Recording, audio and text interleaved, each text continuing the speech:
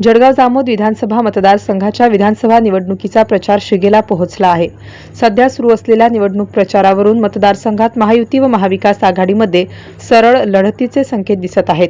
महाविकास आघाडीचे अधिकृत उमेदवार डॉक्टर स्वातीताई वाकेकर यांनी निवडणूक प्रचारामध्ये आघाडी घेतल्याने ही निवडणूक अटीतटीचे होणार असल्याचे दिसून येत आहे।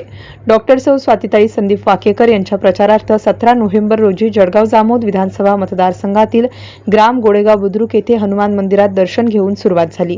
त्यानंतर गोळेगाव बुद्रुक, गोळेगाव खुर्द, निंभोरा खुर्द आदी गावांमध्ये महिला, शेतकरी, गोरगरीब जनतेचा यावेळी उत्स्फूर्त प्रतिसाद मिळत असल्याने महाविकास आघाडीच्या निवडणूक प्रचाराचा झंझावात डॉक्टर स्वातीताई वाकेकर यांचा विजय निश्चित करणार असल्याचे चित्र मतदारसंघातील गावागावात पाहावयास मिळत आहे। MCN न्यूज मराठीकरिता रवींद्र शिरस्कार, जळगाव।